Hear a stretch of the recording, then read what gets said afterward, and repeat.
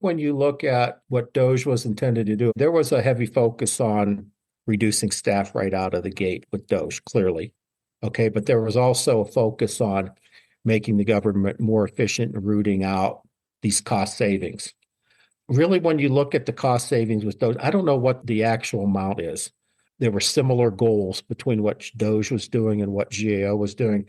I can tell you what GAO did is we saved 62 billion in fiscal year 25.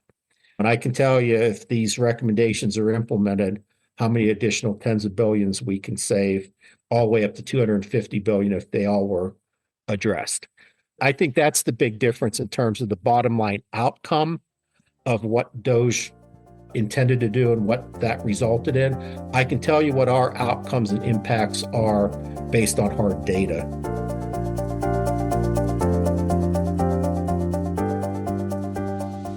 Welcome to Management Matters. I'm James-Christian Blockwood. Today, we're taking listeners inside one of the most consequential yet infrequent leadership transitions in the federal government, the selection of the next Comptroller General of the United States, the head of the U.S. Government Accountability Office, or GAO.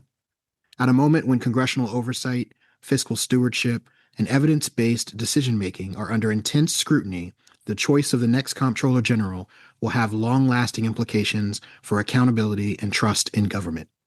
To help us understand the process, what's at stake, and GAO's evolving role, we are joined by Dave Powner, an Academy Fellow and the Acting Managing Director for Congressional Relations at GAO.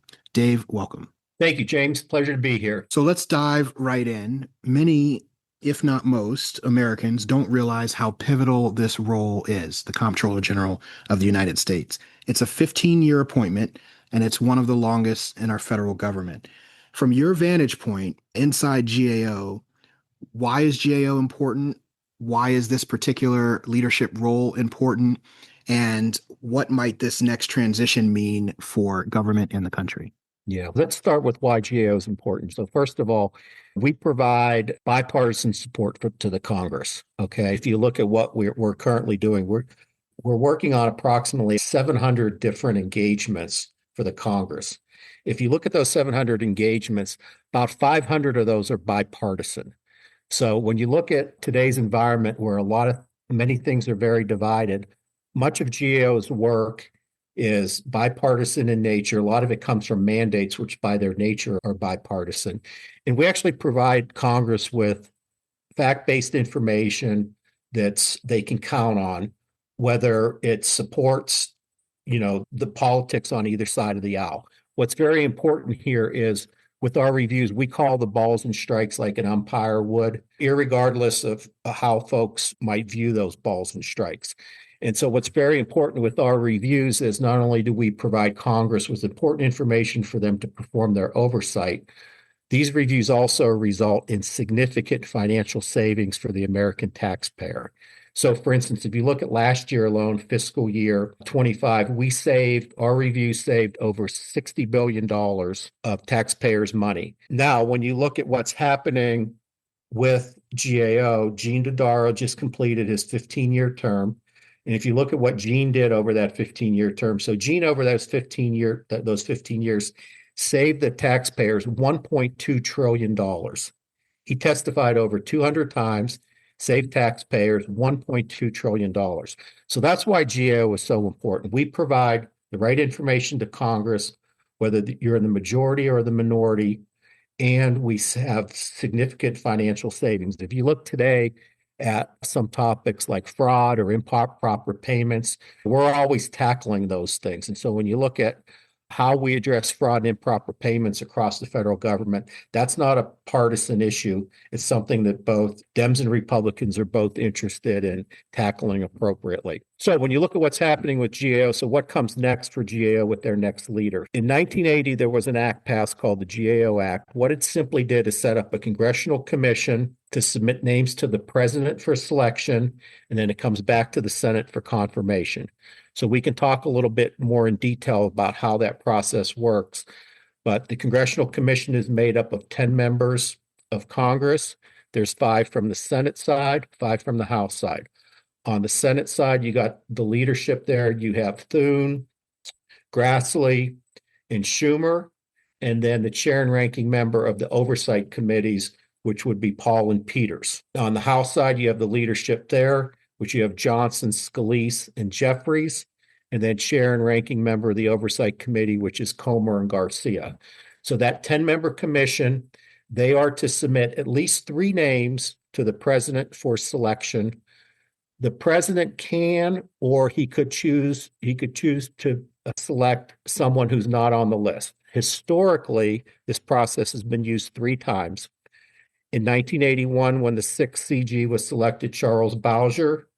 In 1998, when the 7th CG, Dave Walker, was selected. And then when Gene Dodaro, the 8th CG, was selected in 2010. Each of those 3 times, the president has selected off the list. We'll see what happens this go around. But ultimately, it does come back to the Congress for Senate confirmation. So they have the final blessing on whoever runs GAO going forward. Now, I will say another important thing when you look at in law, the comptroller general is to appoint an acting person from within GAO. So that has been done with First Williams Brown. She was the chief operating officer, number 2. She's well versed in GAO. She had 4 years as our chief operating officer, 4 years running congressional relations, 6 years running the financial markets team. So she's been there for a long time. She's in a perfect position to run GAO. Gene told everyone before he left, he was working on this transition plan for a long time. He envisioned who would be in what roles and made sure those individuals were ready to continue to run GAO. Let's talk about the qualities of a good comptroller general. Mr. Dodaro spent more than 50 years and really dedicated his career and most of his professional life to accountability. And many will remember him for being strictly nonpartisan, being fact-based, but also being a real leader of people and having a lot of character and making sure not to compromise that. What are the qualifications of a CG? What qualities might Congress or the president be looking for in that next selection? Yeah, so a couple real high level things that are really critical here. One is, and probably number one, to have someone who's independent and nonpartisan. You need someone in this role that can really work with both the majority and minority in the Congress. You need someone that the Congress will trust to do that. And when you mentioned Gene Dodaro, he was a perfect person to do that because not that everything was always smooth when you're evaluating federal agencies, but he was someone who was greatly respected on both sides of the aisle, and you need someone who's independent and nonpartisan. So you could start with that. The other thing that I think is really key, financial audits today are important because we do audit the financial statements for the federal government, but that's only about 10% of our work. When you look at GAO, there's all these multidisciplinary teams. We have folks that know healthcare and folks that know defense contracting and cybersecurity experts and folks that really understand the science and technology topics. Being capable of managing multidisciplinary teams is really important. And I will say this, I'm someone I was in GAO and I left for a while and came back. And I would say over time, when you look at those multidisciplinary teams, the expertise on those teams has really grown significantly and deeper when you look at folks that really understand those topics. So being independent, nonpartisan, being capable of managing these multidisciplinary teams is very important. And also being someone who can build relationships. Because even though we work for Congress and we audit the federal government and federal agencies, you really need to establish strong professional relationships with the executive branch. And that includes, like, Gene was very good at establishing relationships up to the secretary level. When you look over at OMB, right now things are a little rocky with our relationship with OMB and some of the things that have gone there, to be perfectly honest. But it's important that we have a good, strong relationship with folks at OMB, Deputy Director for Management and those types of things. Because many times when you look at where there's been progress made in the federal government, it's when we have strong relationships, not only with who we're working for in the Congress, but with that executive branch. At the end of the day, we're all trying to make the government run more effectively and efficiently and save taxpayers money where we're not spending that money appropriately. Let's go back to the selection process. You mentioned this bipartisan, bicameral commission, and hopefully we can trust them to do the good work of selecting this next comptroller general. But if the president doesn't choose from that list, where might the next comptroller general be sourced from? What might we expect if precedent of the last three times in which comptroller general was selected is not followed? Yeah, if it's not followed, I think the big backstop that we have is the Senate confirmation. So through the Senate confirmation, could they hold out for someone on the list? That's a possibility. Or if there's someone who goes forward that they're not comfortable that can work in a nonpartisan, independent fashion, then you could have that back and forth through the Senate confirmation process. That's what we're really hoping for. The other thing that I will say is this: the way it's set up, and it almost sounds like the commission forms and they select these names and then they toss the names over the fence to the White House and then it comes back. There has been dialogue between the commissioners and the White House. So I think that's very healthy when you start looking at that process because you want to have this dialogue up front that when names do go over there, hopefully there's several folks on that list that the White House feels comfortable with. And we're aware that's happening, and I think that's healthy and encouraging. Well, let's fast forward. A comptroller general is selected. It followed the process. You have someone who is credible and understands the role in place. What can we expect from GAO in the future? Going forward, GAO, like any organization, is going to need to continue to evolve, right? Over time, all organizations need to evolve. So when you look at the needs of Congress, the pace at which we consume information, I think going forward, you're going to look at a GAO that is more agile and quick in their responses. You're going to have to be because that's the way the Congress operates right now. And it's not to say that we don't do that today. As you well know, like we do very detailed reports that some of them could take some time, but we also do some real quick hitters where we provide technical assistance to committees. We testify on moments notice. I think over time, you're going to see a GAO that is going to be, and hopefully this is the case, that is even more nimble and agile and responsive to to Congress's needs for information. And you're going to see a GAO that really tackles some of these major problems we have in the country with fraud and improper payments and that even more aggressively. Because as you well know, James, we do that today and we have financial savings. I mentioned over 60 billion this last year, but there's a lot of money that's still on the table right now. And I will tell you, like there's been an estimate done of GAO's open recommendations that aren't implemented yet. And the estimate basically says that if you implement those recommendations, you could potentially save about $250 billion. So there's a number of things on the table. So there's a lot of work to do. There's work where we GAO could be even more responsive. And hopefully you have a leader at GAO that works effectively with the Congress that they can continue to perform the appropriate oversight. And there's been some debates over the last several years about Congress and their oversight role. You still see some extremely great pockets of oversight in the Congress. That happens. But could we have more consistent oversight looking at these things and using GAO's work? Absolutely. And I will tell you, 250 billion $250 billion sitting right there if you were more aggressive in tackling these open recommendations. I agree. I previously testified on GAO modernization and legislative branch capacity, and exactly the things you mentioned is what I raised, looking at real-time audits, preparing for what science and technology and artificial intelligence may do to the information available to decision makers, thinking about how to work with other legislative branch agencies as well as executive branch agencies, and even looking at the not only time frame but the type of products that GAO puts out. And I know that there's been some good work in trying to advance that. Let's talk about congressional oversight more broadly. There are other ways that Congress can help to check the different branches of government and make sure that money is being appropriated and spent as it was intended. Tell us how GAO differs from the inspectors general community and also from initiatives like the Department of Government Efficiency.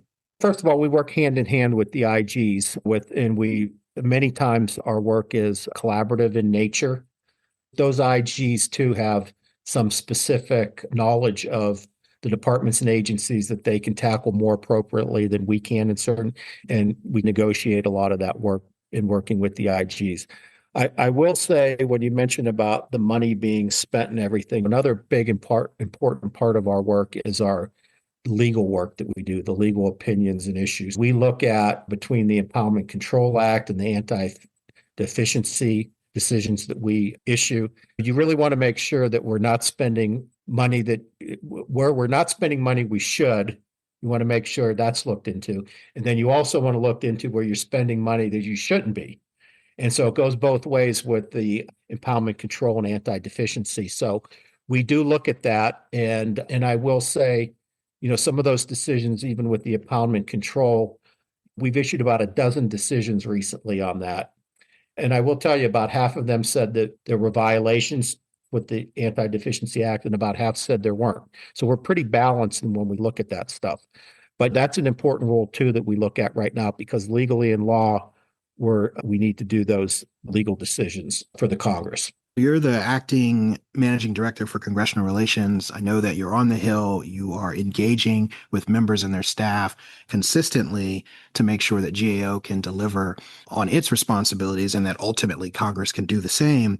What does GAO need from Congress, from the public, to succeed now, and especially when the next Comptroller General is appointed? First of all, from the Congress, we need their priorities. It's very important that we get their priorities, and we can get those many different ways. Sometimes there's legislative agendas with the committees, but just look at these appropriation bills that are passing right now. Scrubbing those appropriation bills and making sure that these are the congressional priorities and that our work aligns with those priorities is very important. And it's something that we have to evaluate almost constantly, because priorities will change fairly quickly at times, right? Even a 2-year Congress, you could have priorities start off. There's certain priorities by the end of that Congress, some of that changes. So we do need to get from the Congress their priorities and make sure that those priorities align with what we are doing in supporting them. So that's very important. The other thing that we do need from Congress, and this has always been the case, and it's flaring up a little bit today, not surprisingly, but we need Congress's support when we are denied access to key information. And that happens. And it's always been around with every administration. There's always some hiding the ball, or where we don't get the information that we need in a timely fashion in order to answer these key questions for Congress, whether it's in their mandates or their requests. So we really need Congress to support us in tackling these challenges. The other thing that I would say is this. It's very important that we have always, GAO, through our protocols, treated majority and minority equally. So the way we prioritize our work, or if it's in law and its mandates, which by their nature are bipartisan, that's a priority for us to tackle mandates. So for instance, the NDAA just passed. There were 85 mandates in this current NDAA for GAO to do work. So we had 85 there. But when you look at how we treat Congress, chairman and ranking member, both majority and minority, we treat them equally. And here's what happens over time. We all know the House flips, administrations change. It's very important that we treat the minority and majority equally. We're really concerned. We're always focused on that balance. I'll give you an example. Like when I said that we have about 700 jobs we're currently doing, and about 500 of those are bipartisan in nature. We look at those other 200 and we really look at the balance. And sometimes you might get out of balance a little bit right now, where there might be folks in the minority asking us to look at the administration more than the current majority. Okay, so that's going to happen. That's always happened. But where we're not getting some requests from one side, we reach out, we treat them equally, show everyone equal love in this whole process. It's important that we do that.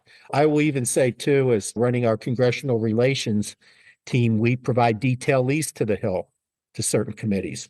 We want to make sure those detailees are supporting majority and minority clients pretty much equally. It's never going to be perfect. If I have a pretty good split right now of 20 detailees that are up on the Hill, and I have a number that are in the hopper that are coming up in the future, I want to make sure that they're equally split between majority and minority so that we're supporting both sides equally. And we take that very serious. The balance and the nonpartisan nature of our work, we have to take that dead serious. Never going to be perfect, but you know what? We're going to work like hell to make sure that it's appropriate. You're really describing a best-in-class approach towards accountability. You're mentioning the relationships, the nonpartisan nature of the work, and I know that you previously talked about the great depth of expertise that exists within the GAO staff. I want to go back to a question I asked you earlier about the different mechanisms for accountability, and one of them being that concept around the Department of Government Efficiency, and they certainly had an approach towards achieving accountability and transparency, slightly different, it sounds, from GAO. So can you illuminate what those differences in approaches might be and how that might lead to different outcomes? I think when you look at what DOGE was intended to do, there was a heavy focus on reducing staff right out of the gate with DOGE, clearly. Okay, but there was also a focus on making the government more efficient and rooting out these cost savings. Really, when you look at the cost savings with those, I don't know what the actual amount is. I hear so many different things and different sources of information on what DOGE actually saved versus what they didn't save. What I can say is I think rooting out inefficiencies and having cost savings and tackling fraud and improper payments and all that other stuff, there were similar goals between what DOGE was doing and what GAO was doing. I can tell you what GAO did is we saved 62 billion in fiscal year 25. And I can tell you if these recommendations are implemented, how many additional tens of billions we can save, all the way up to 250 billion if they all were addressed. I think that's the big difference in terms of the bottom line outcome of what DOGE intended to do and what that resulted in. I can tell you what our outcomes and impacts are based on hard data. And that hard data we can stand behind strongly when you look at those financial accomplishments. A lot of integrity, accountability, reliability, and that approach certainly ensures credibility. Another question for you, what's the big challenge that GAO is going to have to contend with or that Congress will have to contend with in the future? So I think the big challenge GAO needs to contend with is the speed at which we provide information. And I know, James, you had mentioned too, like the various products we have. The products are good, but we might almost need to get out of the product mindset and get into an information providing mindset, irregardless of product. That's why I really, and we do a fair amount of this at GAO, and we could do more. But when we provide technical assistance, and many times that technical assistance is provided in 5 days or less. And I think when we do that, we provide information, might not be like super strong recommendations, but it's information that the Congress needs either for legislation or for some of their oversight. And I do think we need to be more in the business of providing information more timely. And the other thing is, I do believe, and you had mentioned it based on the testimony that you provided, the use of technology to provide that information even quicker. And you mentioned AI, clearly that's the case. But there's things we could do with technology that we could continue to evolve and modernize GAO. And I will tell you this, Acting Comptroller General Oris Williams-Brown, she's just not going to sit there and keep the lights on. She already has a number of improvement initiatives afoot. And one of those is using technology to speed the pace at which we deliver. I think you're going to see more of an emphasis on fraud, and they're going to continue to ramp up our financial accomplishments.